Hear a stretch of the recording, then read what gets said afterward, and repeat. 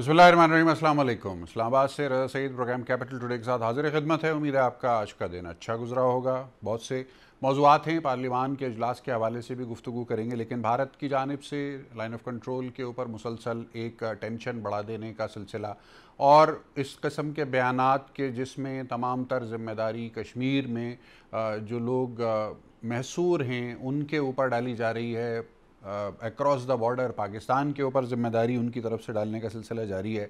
भारतीय मीडिया मुसलसल one point agenda focus है, कोरोना पे बात नहीं कर रहे। अपने मुल्क में 1 अरब 35 करोड़ जो इंसान बसते हैं, जो जंगल है इंसानों का भारत, उसके अंदर उनके क्या हालात और मामलात हैं और वो किस तरीके से सरवाइव कर रहे हैं, उसके ऊपर गुफ्तगू नहीं होती। लेकिन गुफ्तगू का मरकज़ व महवर हमेशा पाकिस्तान, कश्मीर और पाकिस्तान की हुकूमत की जानिब से उठाए जाने वाले वो मफरूज़ाती इक़दामात के जो भारत के इल्ज़ामात के मुताबिक कश्मीर को डीस्टेबलाइज़ करने के लिए उठाए जा रहे हैं। बलूचिस्तान में भारत की दरअंदाज़ी जिसके सबूत पूरी दुनिया के सामने मौजूद हैं। आलमी अदालत इंसाफ तक मामला गया हुआ है। जी कुलभूषण यादव साहब जो कि लेफ्टिनेंट कमांडर हैं भारत की नेवी के और एक ताजिर के रूप में वो सिविलियन पासपोर्ट के साथ ईरान में भारत के तरफ से रिहाइश पजीर थे, वहाँ से ऑपरेट कर रहे थे एक बहुत बड़े दहशतगर्दी के नेटवर्क को। पूरा बलूचिस्तान रीजन, सिंध रीजन और पाकिस्तान के बेशतर इलाक़ों में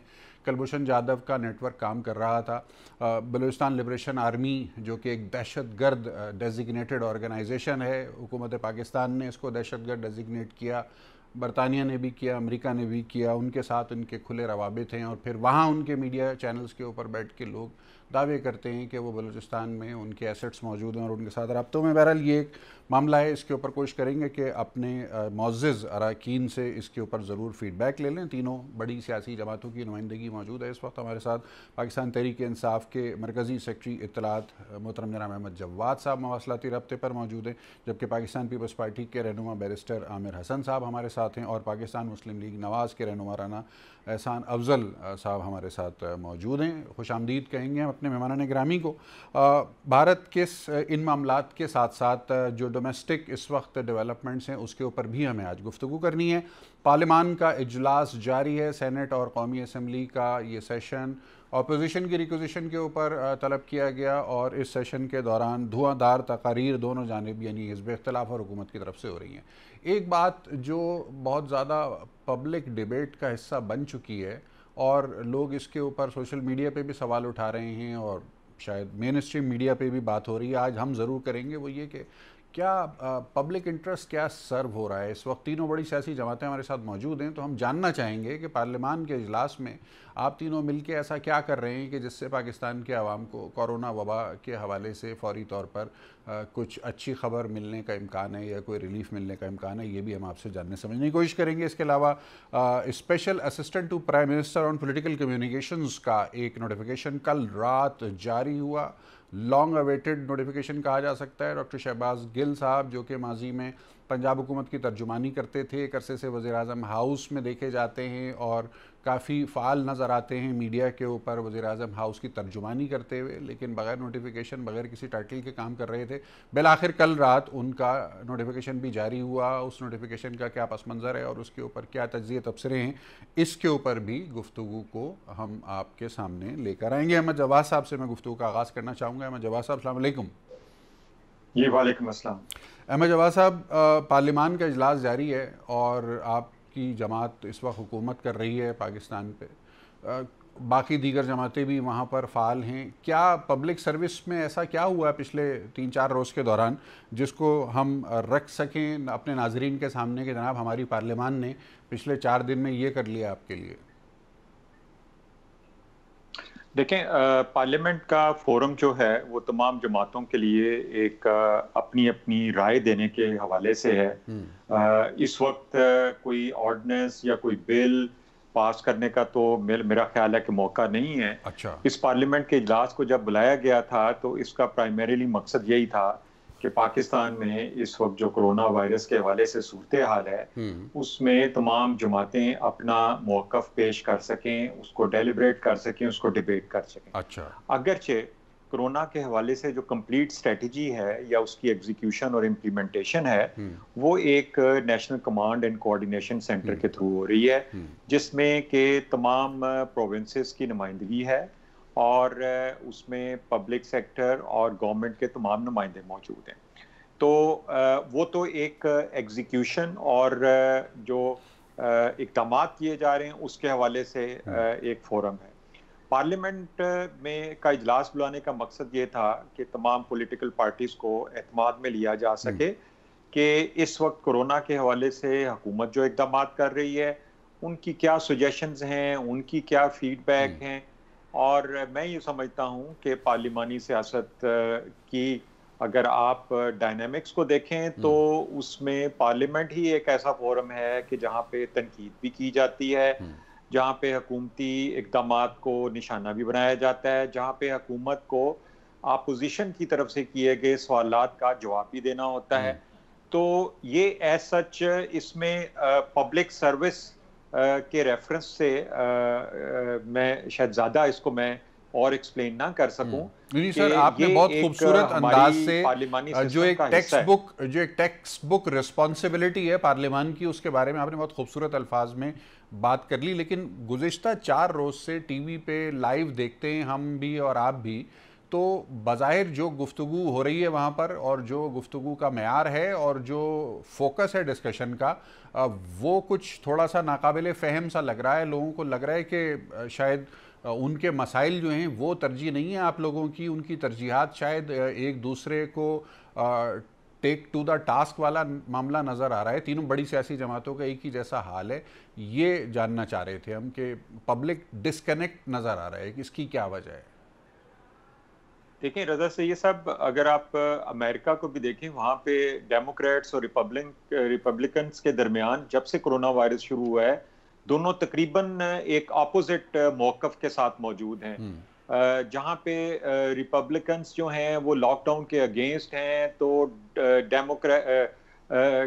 उसके बिल्कुल ऑपोजिट उनकी ओपिनियन है। तो वहाँ पे भी एक सूरत हाल ऐसी है कि जहाँ पे हुकूमत और अपोजिशन जो है अपने अपने मौक़िफ़ के मुताबिक वो इख्तिलाफ राय भी कर रहे हैं, अपनी राय भी दे रहे हैं। तो इसमें कोई अचनबे की बात नहीं है कि जो हुकूमत कर रही है अगर उस पे अपोजिशन का कोई मौक़िफ़ है, चाहे वो तनकीद है, चाहे वो अगर जैसे आपने खुद बयान किया कि कुछ वहाँ पे अनप्लेजेंट सिचुएशन भी हो रही है, तो जाहिर है जब जहाँ पे तनकीद होगी वहाँ पे आप बहुत ज़्यादा प्लेजेंट सिचुएशन की तवक्को तो आप कर नहीं सकते कि जब तनकीद होगी तो उसमें कुछ चीज़ें बुरी तो लगती हैं और बाज़-औक़ात इमोशंस में दोनों तरफ से गोलाबारी थोड़ी ज़्यादा भी हो जाती है और इमोशंस का जो एक लेवल होता है वो भी हर इंडिविजुअल के साथ डिफरेंट होता है। तो वहाँ पे आपको बड़ी-बड़ी लॉजिकल तकारीर भी मिलेंगी, जज्बाती तकारीर भी मिलेंगी।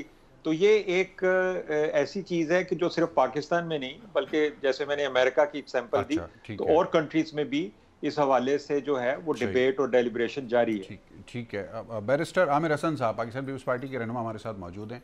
बैरिस्टर साहब अस्सलाम वालेकुम। जी वालेकुम अस्सलाम। बैरिस्टर साहब, पार्लियामान का इजलास जारी है, तीनों बड़ी सियासी जमातें बशमूल पाकिस्तान पीपल्स पार्टी अपने मखसूस तर्ज सियासत के साथ वहाँ पर गुफ्तगू में अपना अपना हिस्सा डाल रही हैं और पाकिस्तान पीपल्स पार्टी गाहे बगाहे 18वीं आईनी तरमीम का जिक्र करती है, लेकिन कुछ रिजर्वेशंस होती हैं आपके अंदाज में, थोड़ा सा एग्रेशन भी कहा जाए तो गलत नहीं होगा होता है इस बात को लेकर के शायद आपको लग रहा है कि 18वीं आईनी तरमीम के ऊपर कुछ ऐसी तब्दीलियां होने जा रही हैं कि जो आपकी जमात के लिए शायद नाकाबिल कबूल हों। क्या कहेंगे इस पर? बहुत शुक्रिया रज़ा भाई। हमारा एग्रेशन इसलिए नज़र आता है कि पाकिस्तान पीपल्स पार्टी की एक स्ट्रगल है। ये मुल्क बेआइन था, कोई आइन यहाँ पे मौजूद नहीं था, जिसकी वजह से ये मुल्क दो लख्त हुआ। जुल्फ़िकार अली भुट्टो आए, पाकिस्तान का पहला मुत्तफ़िका आइन बना, लेकिन चंद सालों के अंदर उसे ख़त्म करके मुल्क के अंदर एक तवील मार्शल लॉ लगा और उसके बाद वो आपको पता है इनका जो हाल होता रहा, फिर एक दूसरा मार्शल लॉ 10 साल के लिए लगा। फिर पाकिस्तान पीपल्स पार्टी की हुकूमत आई, उसने तमाम जमातों को साथ लिया और रिवाइवल ऑफ द कॉन्स्टिट्यूशन हुआ दोबारा से।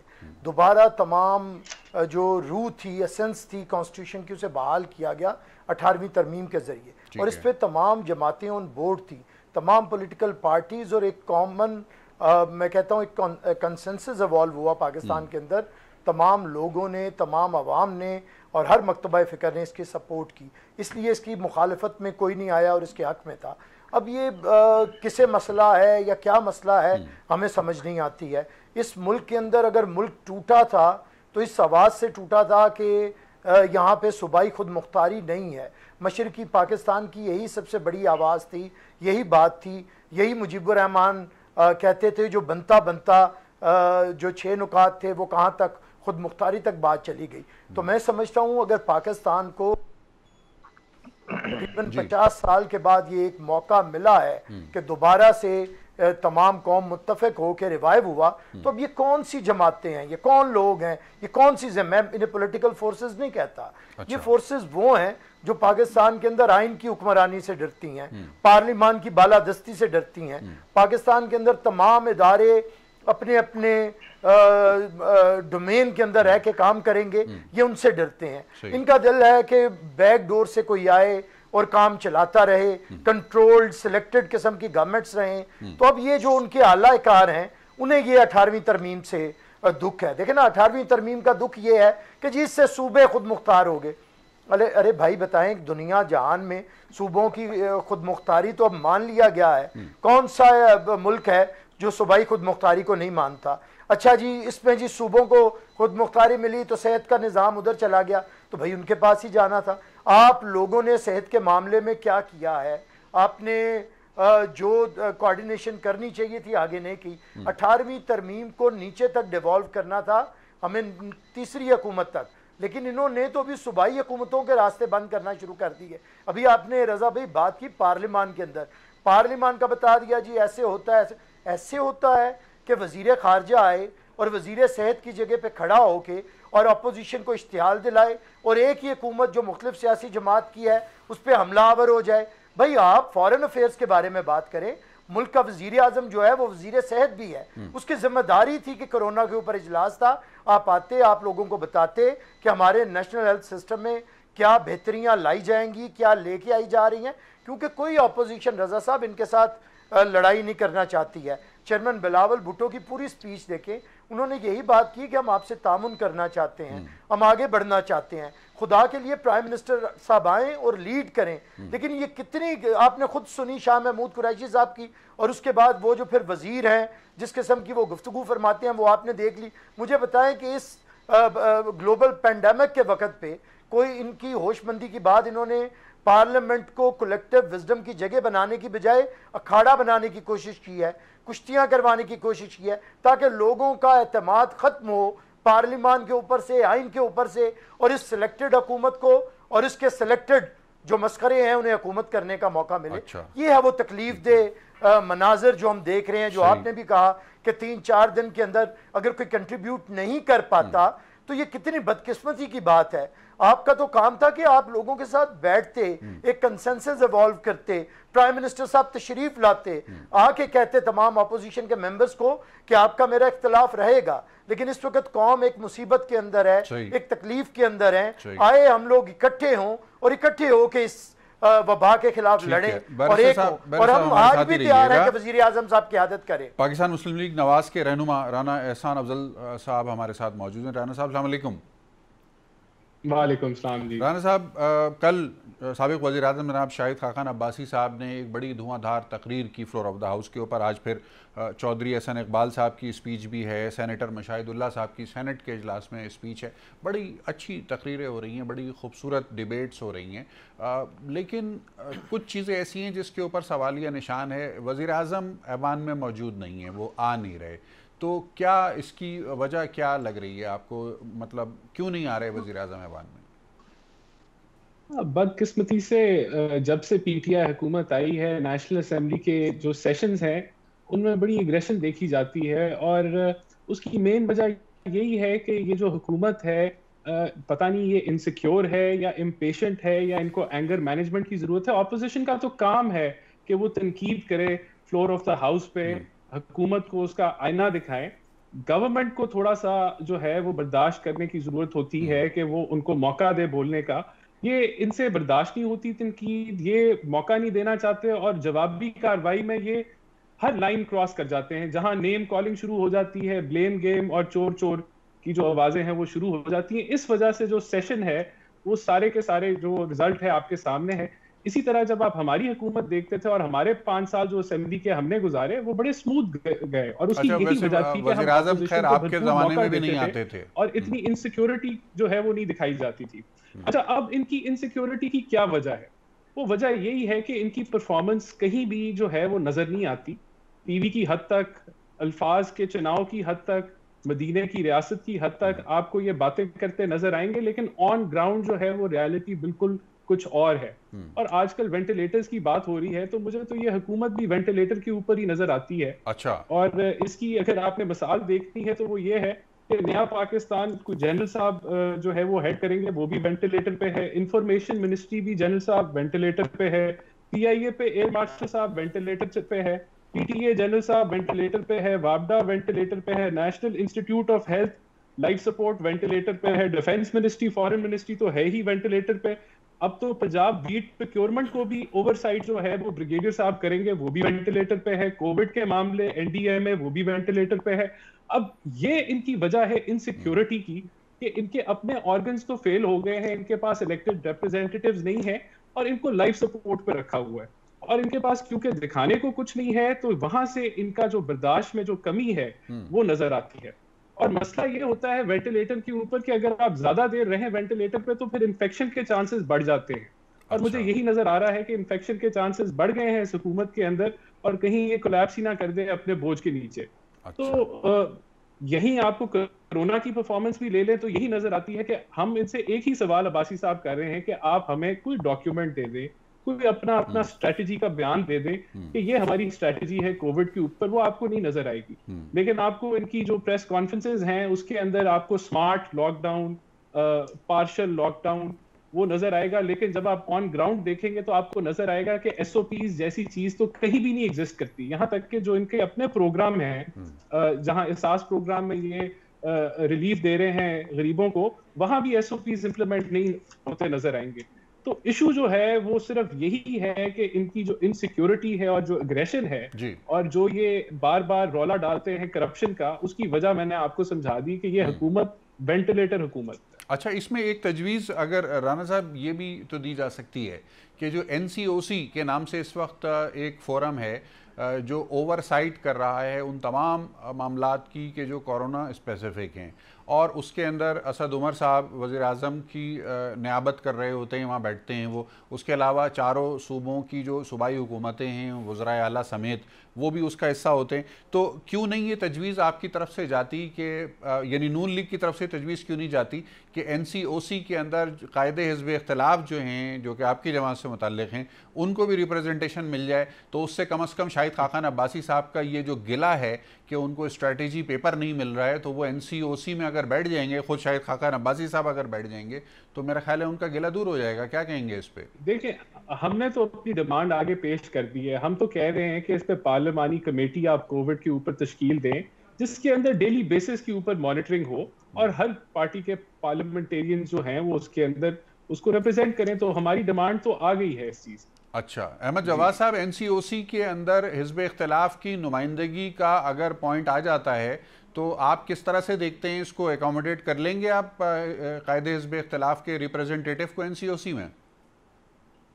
देखें, कायदे हिज़्ब इख्तिलाफ अगर पार्लियामेंट के अंदर मौजूद होता है और वो इस मुल्क का जो एक सबसे हाईएस्ट फोरम है वहाँ पे मौजूद है, तो NCOC में उनका होना कोई ऐसी बड़ी बात नहीं है। मैं ज़ाती तौर पे ये समझता हूँ कि आपकी ये जो तजवीज़ है ये एक अच्छी तजवीज़ है। ख़ास तौर पे जब आप पार्लियामेंट में अपोजिशन का पॉइंट ऑफ व्यू देखते हैं तो उसमें आपको हुकूमत के इक़दामात के हवाले से एक काफ़ी गैप नज़र आता है अंडरस्टैंडिंग का। अगर NCOC में अगर कायदे हिज़्ब इख्तिलाफ भी होंगे तो जो कुछ भी होगा उनके सामने होगा। तो ज़ाती तौर पे मैं आपके इस मशवरे को रिकमेंड करूंगा। थोड़ी सी मैं वजाहत करना चाहूँगा। जी अहमद जवाद साहब, मुझे बताया जा रहा है गुफ्तगू के सिलसिले को आगे बढ़ाएंगे, आप ही के पास आऊँगा एक मुख्तसर वक्फे के बाद।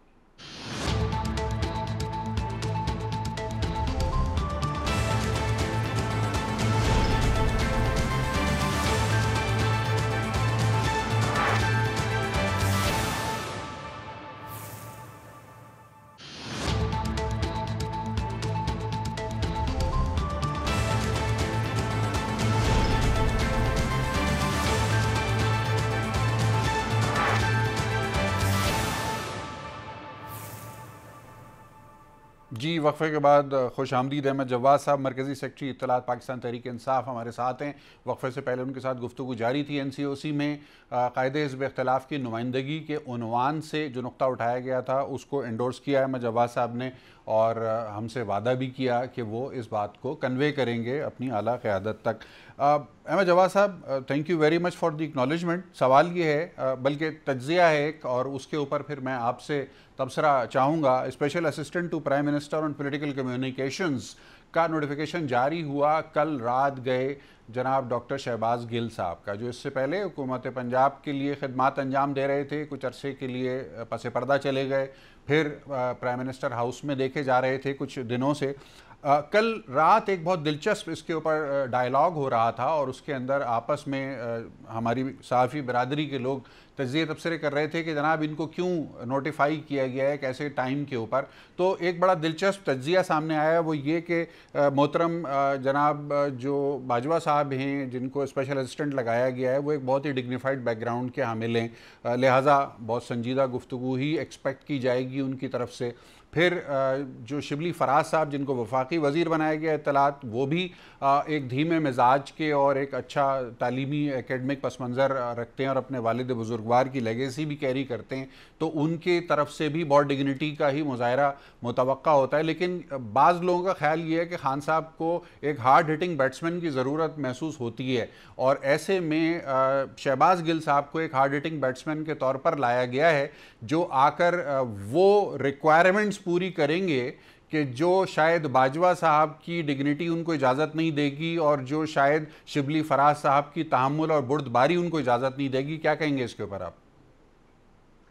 देखिए, इसमें रज़ा सईद साहब, एक तो मेरा ख्याल है कि शायद खाकान अब्बासी साहब ने कल पार्लियामेंट के अंदर एक उन्होंने कमेंट दिया था कि एक ही डॉक्टर था इनके पास, उसको भी घर भेज दिया। तो हमारे पास, हमने एक डॉक्टर तो हम ले आए, एक रिप्लेसमेंट, तो doctor Shahbaz Gill is not the replacement.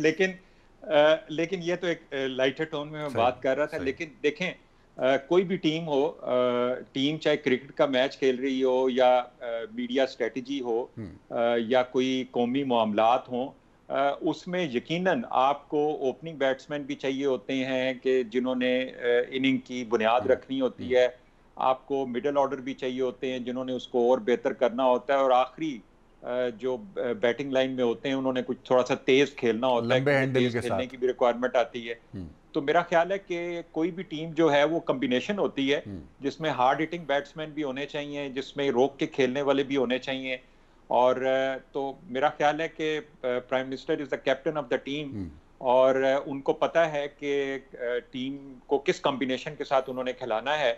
तो अगर ये भी ज्यूम कर लिया जाए कि उसकी वजह ये है कि दो जो SAPM हैं वो धीमे मिजाज के हैं, तो मेरा ख्याल है कि इसमें भी कोई हर्ज नहीं है, क्योंकि मीडिया स्ट्रेटजी में नैरेटिव जो है पेश करने के मुख्तलिफ अंदाज हैं, और ये किसी एक पार्टी तक महदूद नहीं है। हर पार्टी के अंदर नैरेटिव को धीमे अंदाज से पेश करने वाले, लॉजिक और नॉलेज के साथ पेश करने वाले भी होते हैं, और धुआंधार बैटिंग करने वाले भी होते हैं, जिसमें ये नहीं पता चलता कि चौका किधर जा रहा है और छक्का किधर जा रहा है, और बाज़ औक़ात गेंद स्टेडियम से बाहर भी चली जाती है, और बाज़ औक़ात गेंद वापस भी नहीं आती। तो ये एक कॉम्बिनेशन है जो कि हर पॉलिटिकल पार्टी का राइट है, और ख़ास तौर पे जो रूलिंग पार्टी है उसको अपनी स्ट्रेटजी के मुताबिक जो है टीम नहीं, आप बहुत अच्छा आपने जवाब दिया। लेकिन अहमद जवाद साहब, एक वैकेंसी अभी भी खाली नज़र आ रही है मीडिया मैनेजमेंट के हवाले से, और वो वैकेंसी है स्पिनर की, जिसकी बड़ी शदीद ज़रूरत पड़ जाती है, और इस वक्त जो है स्पिनर की कमी महसूस हो रही है सारी इक्वेशन के अंदर। तो आई होप कि जल्द खान साहब को कोई अच्छा स्पिनर भी मिल जाएगा मीडिया मैनेजमेंट के लिए। बैरिस्टर आमिर हसन साहब, लेकिन अगर आप रज़ा साहब, इसमें थोड़ा सा एक मैं कहना चाहूँगा, अगर आप विकेट की हालत देखें तो यहाँ पे स्पिनर जो है शायद ज्यादा कामयाब ना हो, स्पिनर ज्यादा कामयाब नहीं। अच्छा, ठीक है, फ्लैट विकेट्स है। सही। बैरिस्टर आमिर हसन साहब, क्या कहिएगा? शहबाज गिल साहब का बिल आखिर नोटिफिकेशन जारी हो गया, क्या आप मुत्तफिक हैं उस तज्जिए से जो अभी कुछ देर पहले पेश किया गया, अहमद जवाद साहब के सामने सवाल की शक्ल में रखा गया? रज़ा भाई, जब से प्राइम मिनिस्टर ने बुज़दार साहब को कहा था कि ये मेरा वसीम अकरम प्लस है, तो मैं तब से कह रहा था कि बुज़दार साहब बुज़दार हैं और इमरान खान साहब बुज़दार प्लस हैं। आज आपको पता चला कि जो मिनिस्टर फेल हुआ यहाँ पे स्पोक्स पर्सन पंजाब के अंदर, बुज़दार प्लस ने उसे एक ऐसी वजारत दी जिसके किसी भी पॉलिटिकल वर्कर ने कभी नहीं सुना, पॉलिटिकल एनालिस्ट ने कभी, आपने कभी ये वजारत के बारे में सुना था कभी कोई पॉलिटिकल कम्युनिकेशन की भी कोई वजारत होती है? ये वो मज़ा है जो इस पाकिस्तान के साथ किया जा रहा है, और सारे धड़ल्ले से बैठ के हंस हंस के तबसरा करते हैं। वो आपा फरदौस भी कल तक बेचारी क्रिकेट की ज़ुबान में तबसरा करती थी कि मिडल ऑर्डर पे ऐसे होगा, हमारा ओपनिंग बैट्समैन ऐसे होंगे। यार 11 लोगों की टीम होती है क्रिकेट की टीम, और क्रिकेट एक खेल है। सीरियस काम को नॉन सीरियस मिसालों के साथ पिछले 20 महीने में पाकिस्तान को मजाक बना दिया गया है। अब देखें ना, जिस हुकूमत को देखें रजा साहब, अगर आप सच बोलेंगे तो एक ही जुबान की ज़रूरत होती है, एक ही चेहरे की ज़रूरत होती है। लेकिन अगर आपको झूठ बोलना है तो फिर आपको बहुत से लोग चाहिए। पंजाब के अंदर आपको सैकड़ों की तादाद में तर्जुमान चाहिए। ऊपर हर महीने के बाद आपका तर्जुमान, आपका वज़ीर इत्तलात बदल जाएगा। हमारी हुकूमत थी, हमारी एक ही ज़ुबान थी, हमारी ज़ुबान कमर ज़मान कायरा था, उसकी इज़्ज़त सारी दुनिया करती थी, क्योंकि हम सच बोल रहे थे।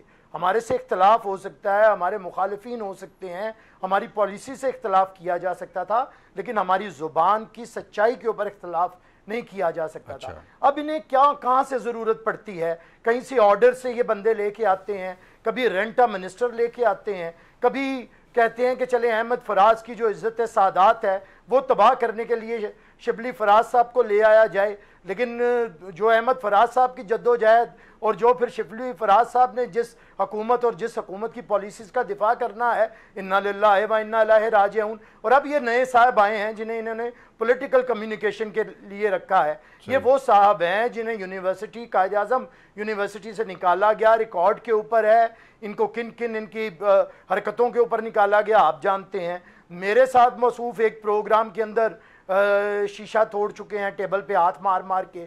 तो ये इनके मुजाहरे हैं। मैं समझता हूँ इमरान खान साहब को जो चीज़ बिल्कुल पसंद नहीं है वो मुहज़्ज़बपन पसंद नहीं है, अच्छी गुफ्तगू पसंद नहीं है।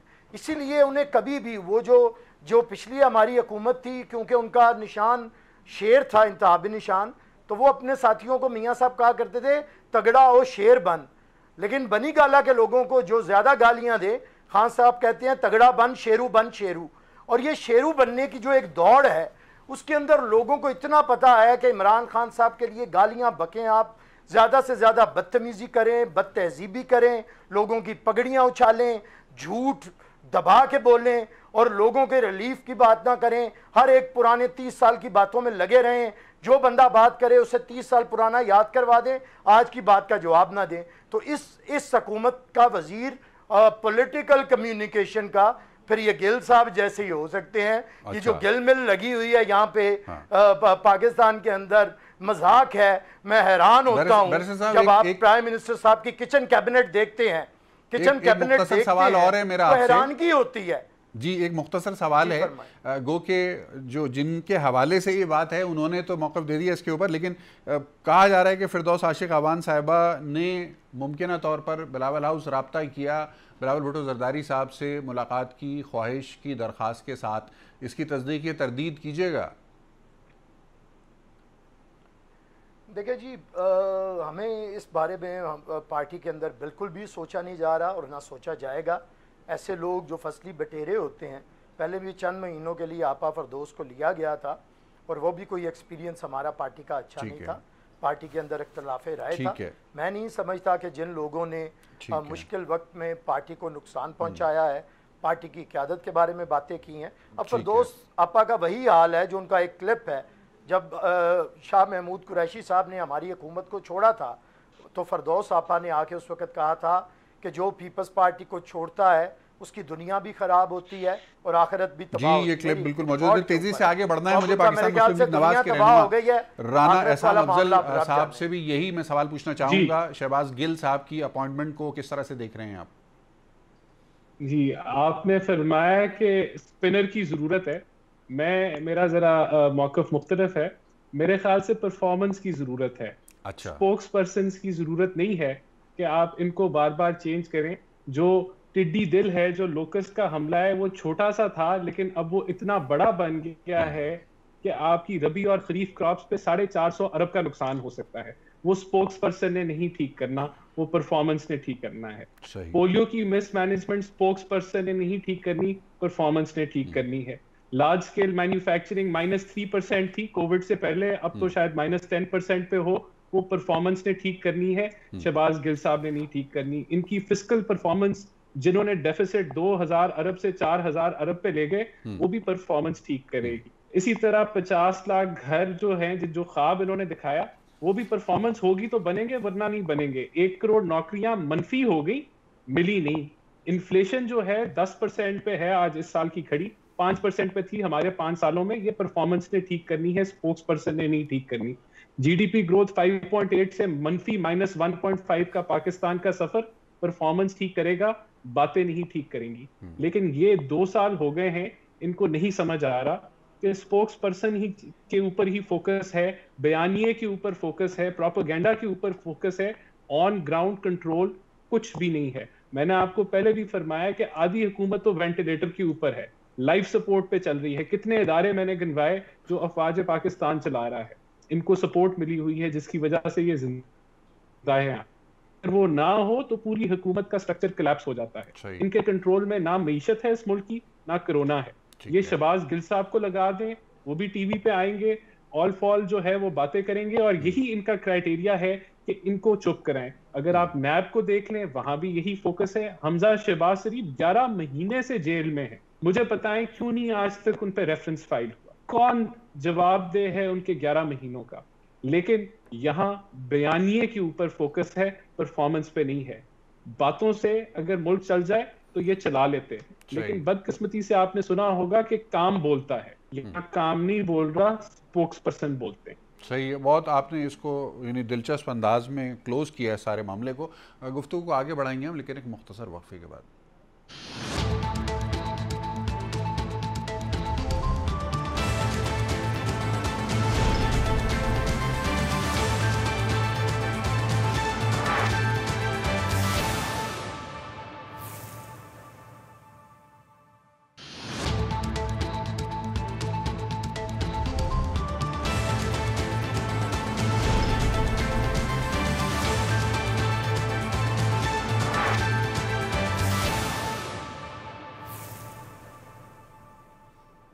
वक्फे बाद एक मरतबा फिर खुश आमदीद। इख्तितामी हिस्सा है प्रोग्राम का, लेकिन इसके अंदर लाजमी गुफ्तगू है कोविड-19 के हवाले से। वर्ल्ड हेल्थ ऑर्गेनाइजेशन से मंसूब एक ख़बर हमारे पास मौजूद है, जिसमें उनकी जानिब से ये बात कही गई है कि बज़ाहिर ऐसा नहीं लगता कि कोविड-19 जल्द इस दुनिया से जाने वाला है। इसका मतलब ये है कि अब दुनिया भर के अवाम को कोविड-19 के साथ ज़िंदगी गुजारने के जो अतवार हैं उनको इख्तियार करने की ज़रूरत है। अहम तरीन है ये मामला। हमारे पास मौजूद आदाद-ओ-शुमार के मुताबिक इस वक्त तक पाकिस्तान में कोरोना के 35,788 मुसद्दक़ा केसेस मौजूद हैं, जबकि 770 अफराद जाँ भाग हो चुके हैं। याद रहे कि ये आदाद-ओ-शुमार मुसलसल इंक्रीमेंट इसके अंदर हो रहा है। तीनों सियासी जमातों से हम इस वक्त ये पॉलिटिकल क्वेश्चन बिल्कुल भी नहीं है। आप क्योंकि पाकिस्तान के अवाम की टोटल रिप्रेजेंटेशन है, अगर कहा जाए तो गलत नहीं होगा, इस वक्त तीनों बड़ी जमातों की शक्ल में हमारे पास, क्या मैसेज देना चाहेंगे पाकिस्तान के अवाम को कोरोना की एहतियात के हवाले से? अहमद जवाद साहब। देखिए, मैंने तो जो कोरोना के हवाले से लोगों का जनरली जो एक बिहेवियर देखा है, चाहे वो बाज़ारों में है, चाहे वो स्ट्रीट्स में है, चाहे वो इवन पढ़े लिखे हैं या अनपढ़ हैं, मैंने हर सूरत में उसको देखा है कि एक बड़ा नॉन सीरियस एटीट्यूड है। मैं लोगों को इफ्तारियां करते हुए देख रहा हूँ, मैं लोगों को डिनर्स करते हुए देख रहा हूँ, शॉपिंग करते हुए देख रहा हूँ। ये चीज़ें मेरा ख्याल है कि अगर ये 2 महीने पहले अगर ये चीज़ें हम कर रहे होते तो शायद इतनी ख़तरनाक ना होती, क्योंकि उस वक्त तो कोरोना अभी फैलने का आगाज़ हुआ था। लेकिन अभी इस स्टेज के ऊपर कि जब हम अब ये जो लास्ट 10 डेज मैं कहूँगा कि जिसमें तेज़ी से कोरोना में इजाफा हुआ है, हम तो अब उस रेड जोन में दाखिल हो रहे हैं कि जहाँ पे, जिसका मतलब ये है कि कोरोना जो है वो तमाम शहरों में, बड़े शहरों में ख़ास तौर पे वो फैल चुका है। और अब ये हमारी टेस्टिंग कैपेसिटी है कि हम, क्योंकि इन्फेक्शन रेट जो है वो कोई 15 और 20 के दरमियान नजर आ रहा है, तो हमारी टेस्टिंग कैपेसिटी जो है अभी भी अगरचे 11-12 हज़ार पर डे के हिसाब से हम टेस्ट कर रहे हैं, लेकिन अगर आप 10 लाख पे अगर उसको देखें पर टेस्ट, तो वो अभी भी it is one of the lowest. सही। हम अपनी टेस्टिंग कैपेसिटी को जब तक नहीं बढ़ाएंगे हमें नहीं पूरी सूरत हाल का अंदाज़ा होगा। इस टेस्टिंग कैपेसिटी के साथ हम ऑलरेडी जो है अब 1,500 एवरेज 1,000-1,500 जो है उसमें इजाफा हो रहा है। सही है। और इस एस्टिमेट से अगर आप देखें तो 30 मई तक हम वेल ओवर 50,000 60,000 आपके कोरोना पेशेंट्स की तादाद होगी। और जैसे जैसे वक्त गुजरेगा इसका एक्सपोनेंशियल ग्रोथ बढ़ेगा। ये अपने ज़हन में रखना है। जब तक कि हम पीक एक दफा टच करने के बाद नीचे हमारा ग्राफ आना नहीं शुरू होता, ये एक्सपोनेंशियल ग्रोथ जो है ये 1000 से 1,500, 1.5 से 2, 2 से 2.5, 2.5 से 3 ये बढ़ेगा, बढ़ सकता है। और ये एक बड़ी खतरनाक सूरत हाल है। और मैं ये समझता हूँ कि ये लॉकडाउन शायद हमें वापस लेके आना पड़े और शायद इससे भी ज्यादा सख्त करना पड़े। ठीक है। पाकिस्तान पीपल्स पार्टी के रहनुमा बैरिस्टर आमिर हसन साहब, आपका मैसेज क्या है अपने फॉलोअर्स के लिए, पाकिस्तान के आवाम के लिए कोविड के हवाले से? देखें, सबसे पहली जो बुनियादी ज़रूरत देखने की है वो है कि हमारी क्या कैपेसिटी है हमारे नेशनल हेल्थ सिस्टम की। आपके सामने सबसे ज़्यादा डॉक्टर्स, नर्सेज और पैरामेडिक स्टाफ जो है वो हमारा यहाँ पे इफ़ेक्ट हो रहा है कोविड-19 की वजह से। और अगर आपके मसीहा या जिन्होंने आपका इलाज करना है वही ठीक नहीं होंगे और आपकी सहूलतें नहीं होंगी तो फिर पाकिस्तान के अंदर खुदा ना खास्ता एक बड़ी बुरी सूरत हाल हो सकती है। और रज़ा भाई, यही वो बात थी जिसे मद्देनज़र रखते हुए पाकिस्तान के अंदर सबसे यंग जो लीडर है चेयरमैन बिलावल भुट्टो, वो पिछले 3 महीने से मिन्नतें कर रहे हैं, लोगों के अंदर ये अवेयरनेस लेके आ रहे थे और प्राइम मिनिस्टर को ये कह रहे थे कि खुदा के लिए इस वक्त पॉपुलर फैसलों का वक्त नहीं है, इस वक्त दुरुस्त फैसलों का वक्त है। लेकिन बदकिस्मती से कि जो जवाद साहब अभी फरमा रहे हैं कि हमें लॉकडाउन से वापस आना पड़ेगा, तो खुदा के लिए ये सेक्रेटरी इंफॉर्मेशन है पीटीआई के, ये करीब बैठें और प्राइम मिनिस्टर को समझाएं कि ये कोई उन्होंने जो अपना एक बात सोच ली है कि लॉकडाउन बड़ी बुरी बात है, लॉकडाउन नहीं होना चाहिए, और डे फर्स्ट से उन्होंने लॉकडाउन के ख़िलाफ़ बातें कर करके लोगों को एक तरह से ज़्यादा दिलेर बना दिया है कि वो ना तो इस बीमारी की परवाह करते हैं और ना लॉकडाउन को वो अहमियत देते हैं। अब जिस तरह से लॉकडाउन की बाद ये जो थोड़े दिनों के 4-5 दिन के अंदर जो हालात हुए हैं आपके सामने, और पीपल्स पार्टी ने कह रही थी कि खुदा के लिए ये रमज़ान का महीना है, लोग इबादतों में मसरूफ़ हैं, इस दफ़ा हम ईद भी सादगी से मना लेते, कोई शॉपिंग की ज़रूरत नहीं थी, बहुत सारे मामलात की ज़रूरत नहीं थी, ना ये बाज़ार सजते, ना इन बाज़ारों के अंदर इतना रश होता। अब हम SOPs कहाँ आप फॉलो करवाएंगे? मुझे बताएं, जिस एक दुकान के अंदर 100-150 लोग अंदर हों, रोड के ऊपर लगे हों, पहले इन्होंने वो बेनज़ीर इनकम सपोर्ट प्रोग्राम के लिए लाइनें लगवाईं, लोगों को हज़ारों की तादाद में इकट्ठा किया, अब उसके बाद इन्होंने अब ये बाज़ारों के अंदर, तो मैं समझता हूँ कि ये इतनी गलत फैसले हैं जिसका खमियाजा पूरी कौम को भुगतना पड़ेगा और ये हम पछताएंगे। इसलिए मैं कहता हूँ कि अल्लाह ताला मेहरबानी करे। आज भी मुबारक रात है और आज ये रमज़ान का महीना है, आज मौला अली की शहादत का दिन है। हम दुआ करते हैं कि अल्लाह ताला बेहतरी करे, लेकिन जो हमें करने के काम थे वो हमने बिल्कुल नहीं किए हैं। गवर्नमेंट ने बिल्कुल जिम्मेदारी का मुजाहरा नहीं किया और ख़ुसूसी तौर पे प्राइम मिनिस्टर ने बहुत नॉन सीरियस एटीट्यूड रखा है। और आजकल लोगों से भी मैं ये कहूँगा कि खुदा के लिए इस मामले के अंदर इमरान खान साहब की बात ना सुने, बहुत नुकसानदेह बातें हैं, होश करें थोड़ी देर के लिए। अगर आप पाकिस्तान मुस्लिम लीग नवाज दे दें, कारोबार सारी जिंदगी होते रहेंगे। एहसान अफजल साहब हमारे साथ मौजूद हैं। राना साहब, इख्तितामी मराहिल हैं, कोविड की एहतियात के हवाले से अपने फॉलोअर्स को, पाकिस्तान के अवाम को क्या मैसेज देना चाहेंगे?